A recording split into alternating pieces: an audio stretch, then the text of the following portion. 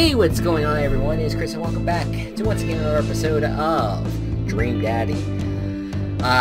So we are now in the Goth store in the mall. Let's keep on moving here. Amanda runs into the store with me trailing behind her. She makes a beeline for the back. There it is. You can still see the outline, kinda. Oh, the throw up. I'm so proud. Speech. Amanda. Speech! Speech! Speech! Speech! Oh god, alright, I'll do it if you stop chanting!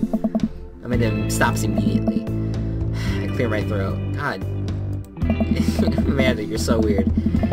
But, that would be my daughter.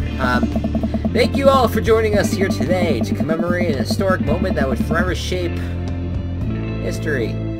On a day very much like today, some 5 years ago, our very own Amanda Ann Maniac had too much blue raspberry slushy on an outing to the mall.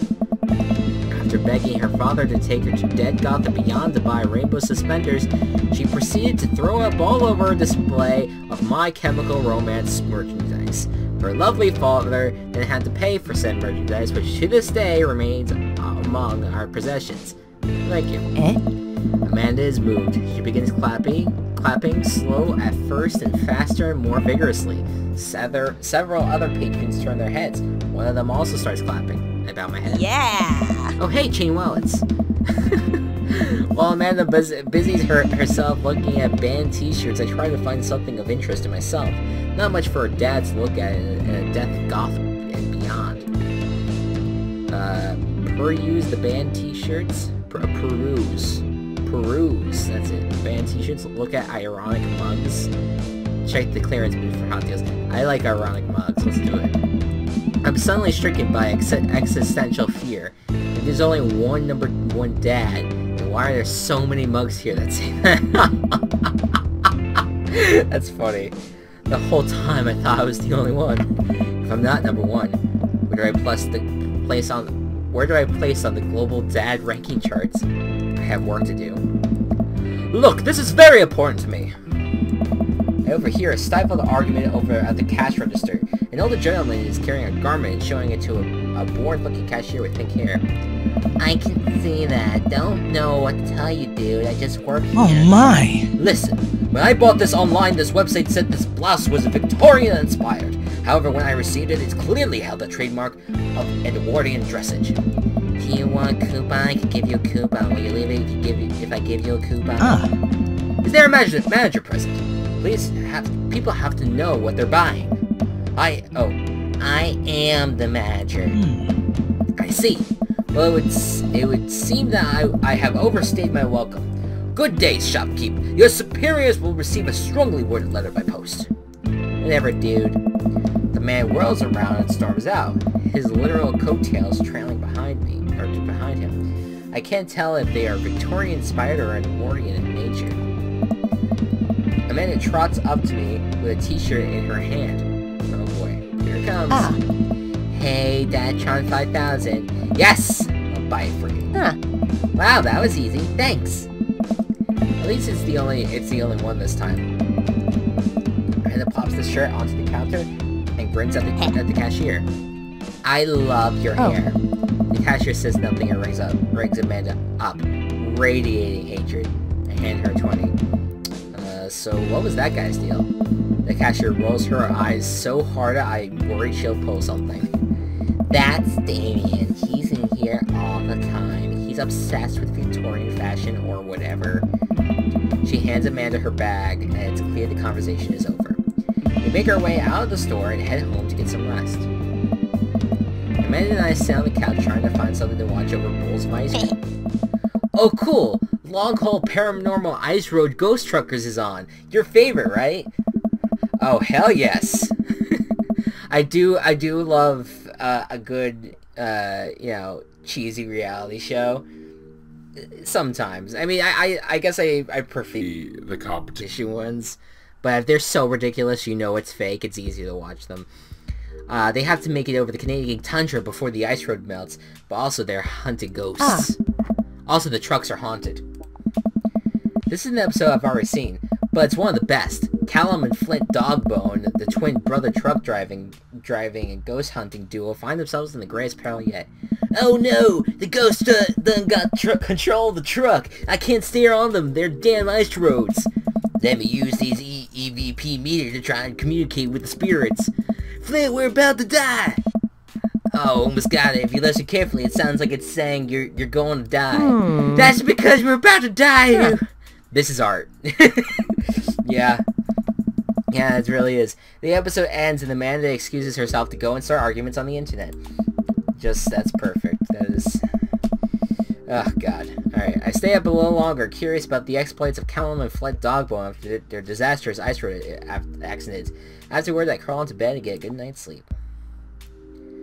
Very nice. Very nice. I'm going to just take a quick sip of my drink while doing the loading screen.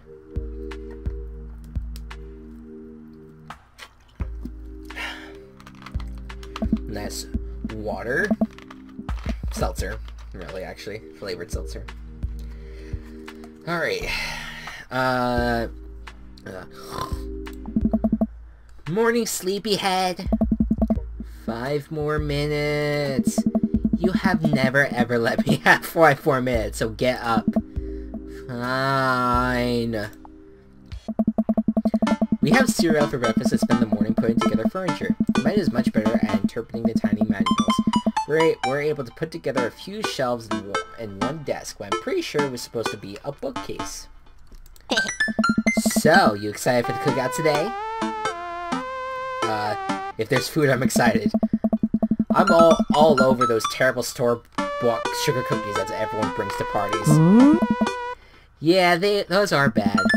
Which means there are more for me. Don't you want to meet some of the people in the neighborhood? I'll probably end up standing uncomfortably in the corner with a plate of food and hope that nobody talks to me. That's a candid way of saying it. Dad, you're a beautiful work in progress. We will get that butterfly to emerge from that cocoon. The social butterfly. Well, we better start getting ready. We definitely don't want to be late. What? No, we have to be fashionably late. Who shows up to a cookout on time? You know what? We're going early, just because you said that. I head out the door and Amanda reluctantly follows. We walk across the street to Joseph's house with a store-bought veggie plate. I'm a terrible cook, if it doesn't involve a grill. I guess we're not as early as we thought we were. Joseph's backyard is already packed with people and the smell of hot dogs wafts through the air. Small children run through a sprinkler and adults chat in small clusters. I set our veggie plate down on the table next to 2 other veggie plates. Hey, there's Joseph. I wait to get his attention. The moment he sees us, he jogs over, arms open and wide. Oh. Welcome! I'm so glad you 2 are here. And you brought veggies! Let me introduce you to my family. Kids, come on over here. This is Chris, my eldest. Hi. Oh. This is Christian and Christy. They're twins. They stare creepily and say nothing. Oh. Then, of course, there's our youngest, Krish. Wait, where is Krish? Maybe Mary put him in the crib. Oh no, it's the woman from the bar the other night. What is she doing here? Oh, and how could I forget my lovely wife, Mary? Joseph pecks her on the cheek. She smiles. Oh, Mary, sweetheart, did you put Krish to bed? I'll have to, I had to remember the fucking voice I gave it. I'll have to go look for him. Oh. What? You'll have to? Joseph takes a moment and regains his composure. Mary, this is our new neighbor, Chris and his daughter Amanda. I'd shake your hand, but I have a glass of wine that I need to tend to. I love her. Fucking Amanda. God, don't be influenced by her.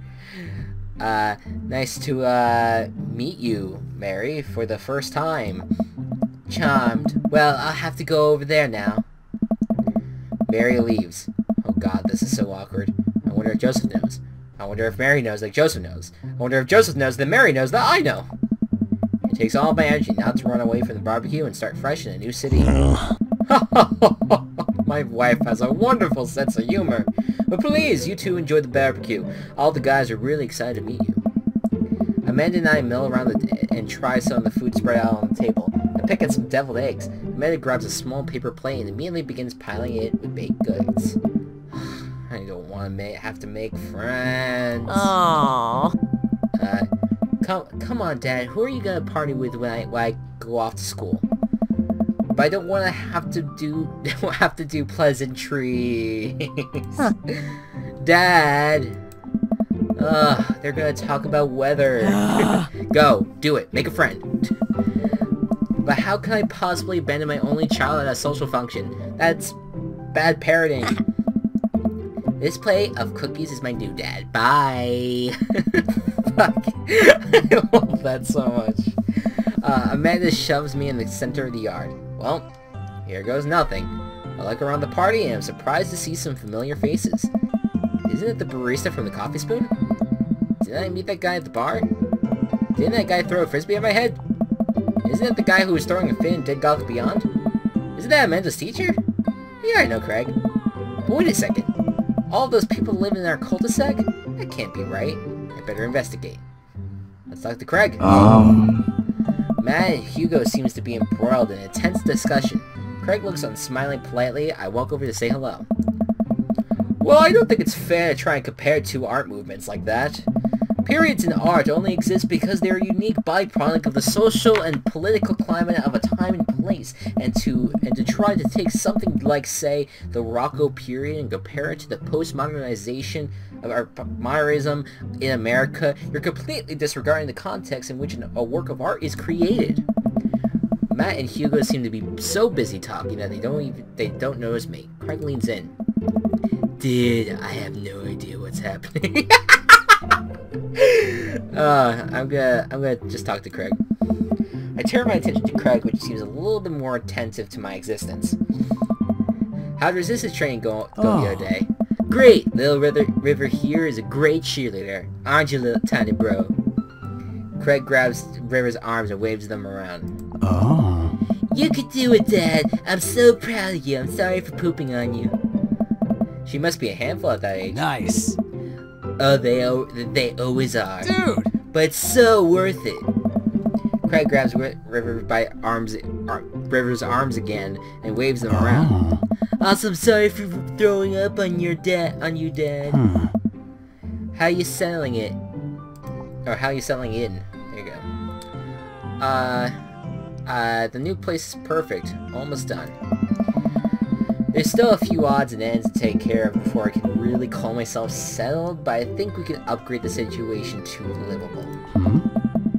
We did livable throughout the entirety of college. Yeah, my goal was for Amanda to live the sort of life that didn't involve eating a spoonful of ranch dressing as a palate cleanser between different types of pizza. Oh god. She still does though. Hey, she takes after her dad. Chris, how are you liking the neighborhood? It's pretty nice. Everyone's been super friendly. Hey! Seems like your daughter is fitting in just fine. Matt points across the yard to where Amanda, Daisy, and another young girl are playing.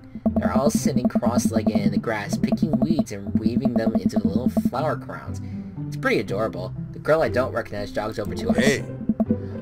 What is it, sweetheart? It's a flower crown. I thought you looked cute in it. Well, there's only one way to find out. Matt takes the flower crown and places it on top of his head. Am I cool now? The girl stares at him, thinking it over. Nope.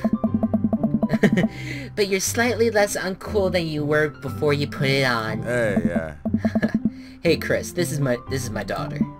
Hello. I'm Carmen Sita. Amanda comes over with Daisy and Tao. Dad, look, I'm making friends. Are you making friends? You better be making friends. Yeah, actually, Amanda, you remember the cool barista from the coffee shop, and my old college friend, and, your teacher? Ah! Oh, hi, Mr. Vic. I didn't realize we were neighbors. Yes! Oh, yes! In the background. Yep. You still gonna get me that overdue term paper? Ugh. Great seeing you. Amanda finger guns her way out of the conversation like a champ. She learned the finger guns move from me. I'm very proud. Oh. She's definitely a charmer. Or sorry, I don't know why I did the girl voice there. She's definitely a charmer. Speaking of which, where did my son Whoa. go? Hugo looks around the party. He must finally spot him because his eyes go wide. Huh? Ernest Hemingway Vega, are you smoking? Hmm.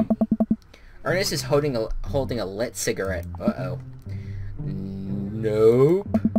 I see Ernest across the way. He casually takes a long drag of his cigarette and then flicks it into the gun. Unbelievable. Excuse me. Hugo marches over to Ernest and I turn my attention to Matt and Craig. Kids, right? Hey. Man, I do not envy Hugo. The last barbecue we had, Ernest tried to shove a sparkler down Joseph's pants. Nearly burned down half the yard. In the barbecue we had before that, he actually burned down half the yard. And then it spread over to my lawn and burned down half of my yard too. Hugo walks back over to us, practically dragging Ernest behind him. Hey everybody, sorry about that. Chris, this is my son Ernest. Hello. Ernest looks away, sulking, his hands shoved deep in his pockets. Hugo nudges him impatiently. Hey. Nice to meet you, Ernest. What grade are you in? Doesn't matter. Oh. Ernest. Okay, I'm in 8th grade. God, are you happy now? I'm sure you were just dying to know. Yeah. Good for you. Can I go now? I'm tired of talking to old dudes who blame my generation for the failing economy. I love that. Because it's true. Ernest! Oh yeah, because I'm totally embarrassing you. Ernest puts earbuds in and storms off to stand in the corner. Well, that was certainly something. He seems nice. Hugo pats his head and puts his head in his hands and sighs. I'm so sorry. He's having a really rough time. As much as I want to be the cool dad, I have to be the authoritarian dad, and he clearly resents me for it. Nice. I mean, I think as a dad and a teacher, that's about as authoritarian as you can get. Honestly, are any of us cool dads? Is it even possible to be a cool dad? What? I'm cool as a cucumber. Hey, yeah. See that right there? You can't say that. I don't know. My kids think I'm cool. But for how long, Craig? How long? Oh wait, I'm sorry. I'm not doing the voice. But for how long, Craig? How long do we get to be the cool dads? Oh. I don't know. Hey! I think we have to just accept the facts that as dads, we've become the machine we once raged against and accept our fate to unironically wear socks with sandals. Your kid may think you're cool now, but the moment that hits puberty, you're doomed. Amanda's 18 and she still thinks I'm cool. I yell across the yard at my daughter. Amanda, I'm cool, right?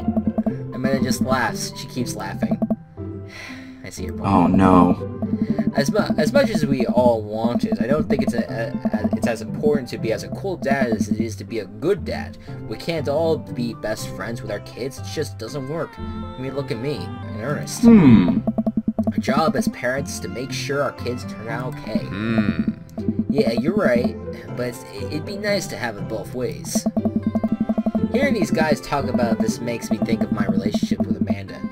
We get along so well, but there might come a time where it won't be like that. Is college when that happens? Don't let us eat up your time, Chris. Go meet some of the other people around the neighborhood. Talk to Robert and Brian. Alright, let's do that.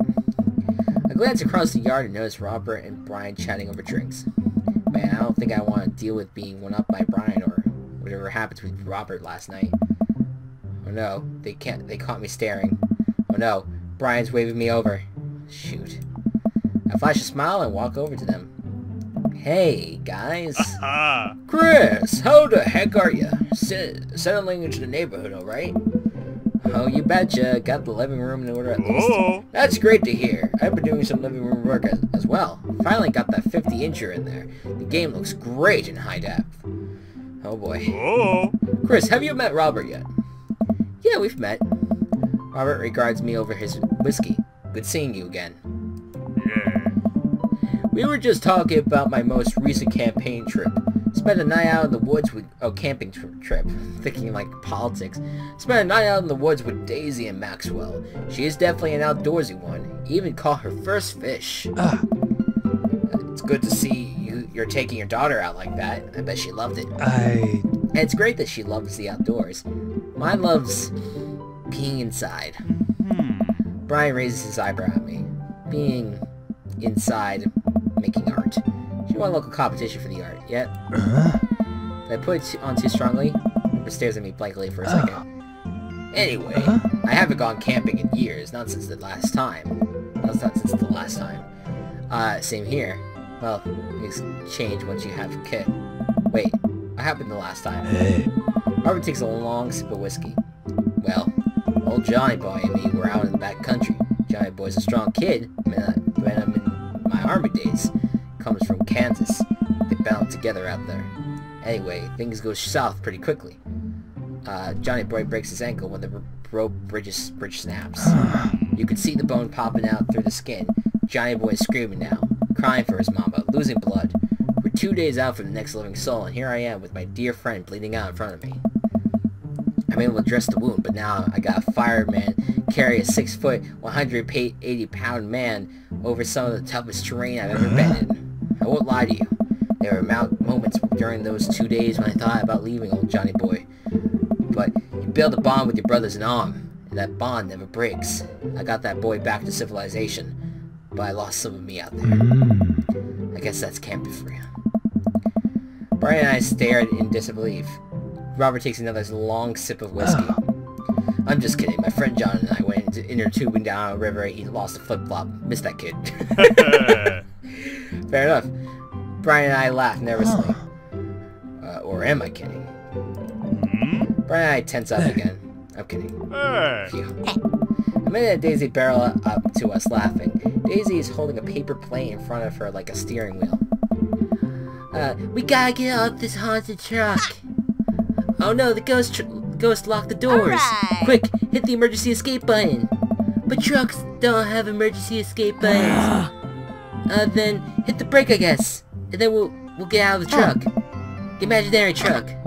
Anyway, we're safe from the ghost. But how will we ever survive this Arctic tundra? Daisy, you might have to eat me. Are you prepared to do that? I'm prepared to do anything to survive. That's cold-blooded. I like that. Although I'm not sure I have the materials required to properly cook you. You know, it reminds me of the last time I went skiing.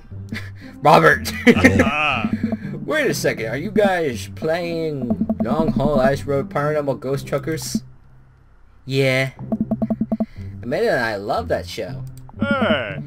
It's the best, especially the episode when Calum hides Flint's keys and Flint retaliates by breaking an ancient cursed urn and sending the spirit after him. Yeah, such a quality reality television. I don't watch a whole lot of television, but I do enjoy that show. That and war documentaries. Alright, Daisy, I found us a couple of bugs. They're gonna make a great meal, lots of protein. Gotta keep us from starving out here in this harsh, icy wasteland. But there's a whole table of food right over there. I'm trying to think of the right... Because I don't want to do the same girl voice over and over. I'm trying to change it up. I'm trying to think if she has, like, braces or something. So, like, make her have, like, a little bit of, like, a lisp or something.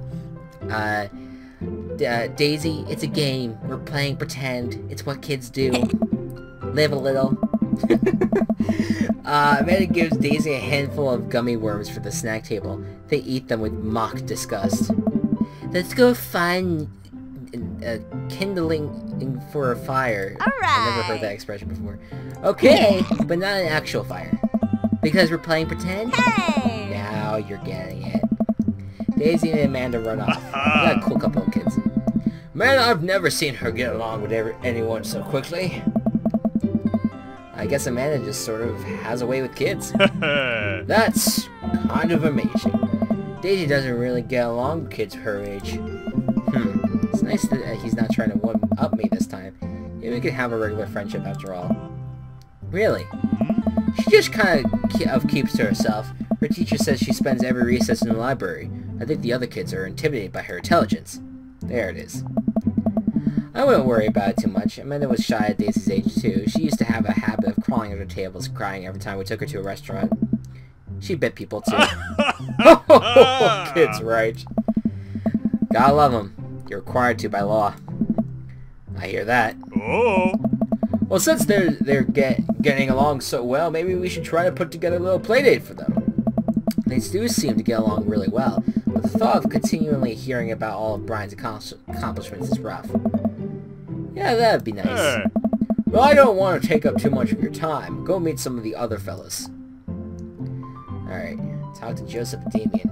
This episode's gonna go a little bit longer, because I want to at least get through this scene. I want to get up to the part where we start, like, being able to date people, for crying out loud. I spot Joseph chatting with the guy from Dead Gotham Beyond by the grill. I wonder what they're talking about. I walk over to them. So I'm curious, can you walk me through why you had your house painted black? Where do I even start? The house starts warmer in the winter, it provides an artistic contrast to the rest of the neighborhood, and it complements the crimson interior perfectly. It's definitely an I have the same fucking voice for both of these guys. It's definitely an interesting choice. Thank you, I'm very proud of my abode. Chris, I was just having a conversation with Damien here about his aesthetic design decisions. Damien regards me up and down with a warm but critical eye. How do you do? I don't believe I've had the pleasure. I think I saw you in Dead Gotham Beyond the other day. David's face turns bright red. I must apologize for my behavior on that day. You see, I take the goth lifestyle very seriously, and to be caught in the ruse by such a corporation as Dead Gotham Beyond was profoundly frustrating indeed. I hope you know that while my anger may have been justified, it was no such way for a gentleman to act. It's alright, man. It's okay. Do tell me about yourself. Are you new to the area? Yes, my daughter and I just moved in the other day. She was the one I took to Dead Gotham Beyond. Very good taste on her part. Does she partake in the goth lifestyle? I think for a second. Look over to Amanda, who's hanging out with some of the older kids in the neighborhood. Oh my! Hey Amanda, would you consider yourself goth? Amanda yells back. I wouldn't necessarily try to fall under our own specific label, but I guess if I had to choose, I would more describe myself as tweez hipster with some normcore leanings. Bats are cool though. Pity. Are you enjoying the party so far? Oh, definitely. Thanks so much for putting this on. It's nice to be in a cul-de-sac where everyone is so friendly and welcoming. Amanda walks up to the conversation. I also like The Lost Boys a lot. Really good movie. Does that count as goth? That it would, my dear. I don't believe we've had the pleasure of meeting. Damien Bloodmarch, at your service. Damien finishes the sentence with a flourish and a bow, producing a single rose and offering it to Amanda. Amanda blushes and returns to the gesture with a curtsy. My, do you know how to treat a lady? Whoa. Hello, Amanda. Seemingly out of nowhere, Joseph's twin kids appear. Are they speaking unison? Whoa! Hey. Won't you come play with us? Huh? Come play with us forever. Yeah. Guys, enough with the creepy twin shtick. Guys, enough with this creepy twin shtick. We talked about this. Christian and Christy slowly back away. Where do they think they got that from? Mary pops into the conversation, wine in hand. I don't know. Mary takes a long sip of the wine. Oh my god. I think I might have taped over a VeggieTales VHS with The Shining. Oh wait, fuck, it's Mary. I think I might have taped over a VeggieTales VHS with The Shining. Who knows? She takes another sip of her wine. Where's Krish? Was he with you? Yeah. You had him a moment ago. He's probably stuffing dirt in his mouth. He'll be alright. Toddlers are pretty resilient. Mary tips her glass to me. Ain't my first time to the rodeo. It's my fourth. I have squeezed 4 little... Sweethearts, would you do me a favor and please find Krish? That would be great. I'm sure he's fine. Mary. Okay, jeez. Mary finishes her wine and wanders off. Oh, it's this guy. Dad, can we go now? Lucian, have I introduced you to Chris yet? Hey, it's that punk from Amanda's school. I remember you. Whatever. That's no way for a young man to speak to his elders. Be polite. Lucian bows. Whatever, sir. Lucian bows again. Mr. Christensen, may I have a veggie burger, sir? Coming right up, bud. Wait, coming right up, bud. Are you vegetarian? Yep. Make that 2 veggie burgers. Did you know that some people in the Victorian era were vegetarians? They described carnivorous type people as bloodlappers. Bloodlappers, there you go. Dad! That's really interesting, Damien. Joseph turns to the grill. Just a hint of a tattoo peeks out from underneath his sleeve. I can't believe I didn't notice it before. Looks like the bottom of an anchor. This is Lucian. Okay, yeah, just making sure. Whoa, is that a tattoo? Nice. Yup, I wasn't always a youth pastor, you know. That's so cool. Want to see mine? Ah! What? Lucian pulls back some rubber bracelets, revealing a lopsided 666 in black ink. My buddy gave me a stick and poke tattoo last week. I think it's healing up pretty good.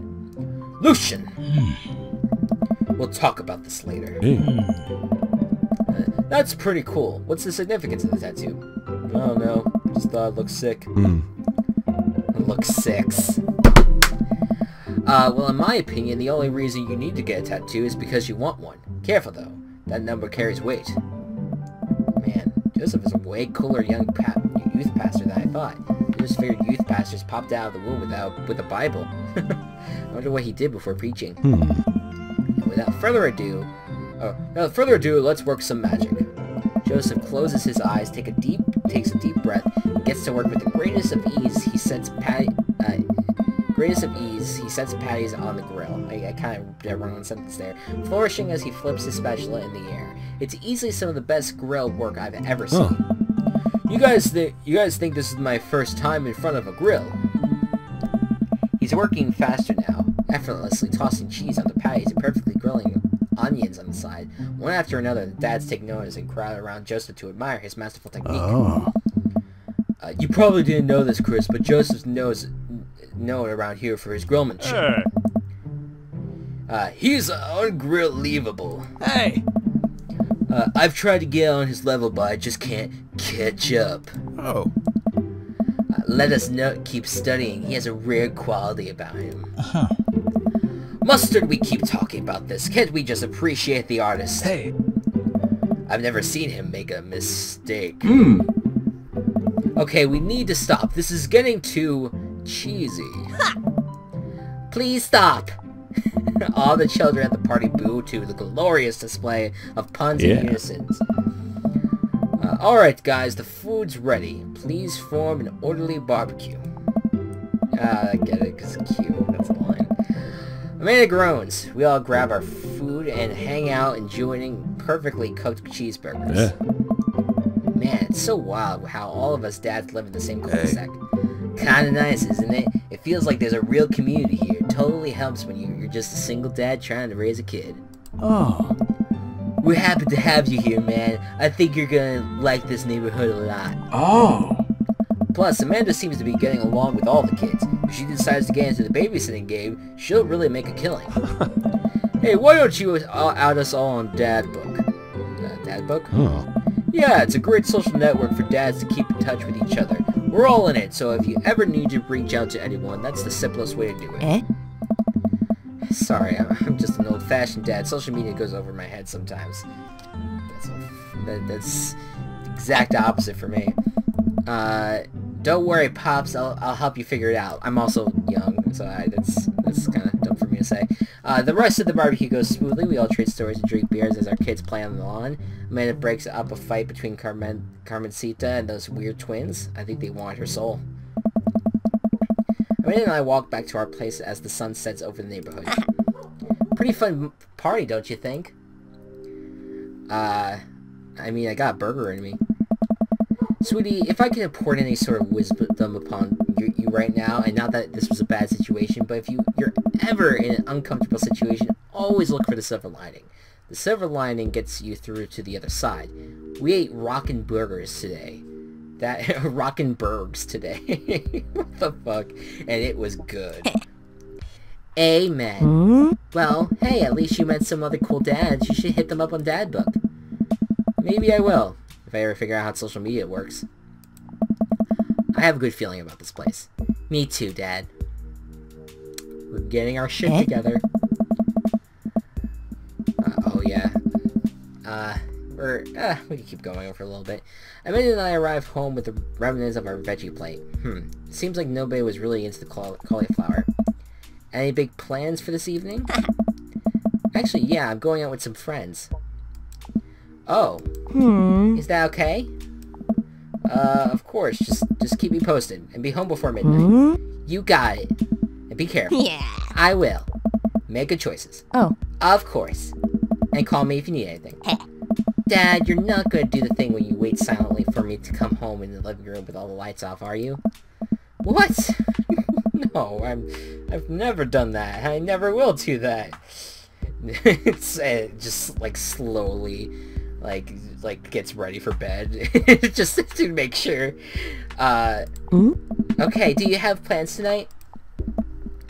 My plans were kind of to eat ice cream and watch TV with Amanda, but I'll find something to do. I'm gonna see how long I can sleep for. I am tapped out. But the sun hasn't even gone down yet. Apparently it looks like on this screen. I still have sleep to catch up on from when you were a baby. Just let me be. I'm just relaxing tonight. Have fun, okay? Great. See you later. I want your man to drive into the night. I really do hope she has fun. I'll plop down in front of the TV and turn on some wine and dine mastermind with celebrity chef Gavin Chapman. Looks like Gavin's making a roasted rack of lamb with rosemary mashed potatoes. I'd love to be able to cook like that, although I think if I was actually good at cooking, I'd use my powers for evil. Like just making baked Alaskas all day instead of any food of real nutritional substance. Man, Gavin Chapman just caught that thing on fire and he meant to do that. What a professional. I lose track of time as I blaze through several episodes of Wine and Dine Mastermind and also one episode of some cooking show called Meat Hell. I'm not even sure what that one was about. It was just a lot of yelling. I glanced at my watch. Man, it's almost midnight. I should check in with Amanda. I sent a text. Hey, kiddo, you good? I wandered in the kitchen as I wait for a reply. Amanda's phone is almost always in her hand, so I'm sure she responds to... Yeah, this is the shit that really frustrates me about younger kids in general, or just teens in general. Like, why the fuck? I get that you don't necessarily want to be, like... You want to be, like, the rebel, and you don't want to be held down by your parents or anything like that. But if you're going to tell your parents that you're going to be home by a certain time and you don't do that, like, I understand maybe being like 10, 20 minutes a little too late. If you're going to be really fucking late, you're just a terrible child, honestly. Like, I do not care about, you know, if you want to have fun with your friends and all that, whatever. If you want to be home by, if your parents tell you to be home by a certain time, you should fucking be home by a certain time. Or at least call them and tell them, hey, my friends want me to stay a little bit longer, can I stay a little bit longer? And just fucking ask. I get it, you don't want to embarrass yourself in front of in front of your friends. You know, it's annoying being held down again by your parents. But, fucking... If your friends are gonna get that, like, on your case about it, they're just shitty human beings, okay? Just putting it out there, alright? You listen to your fucking parents. Especially ones that you're close to, because you don't wanna ruin that relationship. Amanda's phone is almost always in hand, so I'm sure she'll respond soon, unless she's driving home now. In which case, I hope she doesn't respond soon, because I definitely taught her better than to text to drive. I reached into the freezer and grabbed an ice cream sandwich. It's a little late for this, but I think I earned it after a long day of socializing. I checked my watch again, and then my phone. Nothing yet. Okay, see, now I'm worried. Do I call her? Do I call the cops? Nope, no, it's too soon for that. I'll just send her a gentle reminder text. What's up? Half an hour passes. Now I'm really worried. The episodes of Gavin Chapman's Meat Hell are not only not assuaging my anxiety, but possibly exacerbating it with all the yelling. So I probably know these words, it's just spelled out, they're just weird for right now. So I keep pacing around the house waiting for her to come back. Why didn't I find out where she was going? Who was she even with? Why do I know any of her friends' phone numbers? Why don't I even know any of her friends' full names? Who is Emma P? I decided to send her another text. Amanda, please text me and let me know you're okay. I can't help but think of all the awful things that could have happened to her. Oh, thank God, it's her. Amanda opens the door and shuffles in. Finally she's back home. I'm glad she's okay. Sup? Sweetie, thank God you're safe. Yep. But now that I know she's okay, I'm really mad. I'd be fucking furious. Why didn't you answer my text? Amanda pulls her phone out of her pocket. Oh, whoops. Guess I didn't see those. You fucking piece of shit. She starts to walk her room. Amanda Ann. Whoa, we're pulling out the middle names now. Amanda, you come home an hour and a half after your curfew and you don't even respond to any of my texts. You really freaked me out. I was about to call the cops. Dad, you're seriously overreacting. You're not gonna be like this when I go off to school, are you? I have a right to be fucking concerned. You're my only daughter. Well, I can't give you a play-by-play of everything I do all the time. I'm 18. You shouldn't even be giving me a curfew in the first place.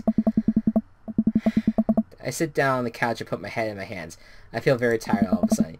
You really scare me. Just, please don't do that again. Alright. I'm gonna go to bed now. I get it. She's 18. She's an adult.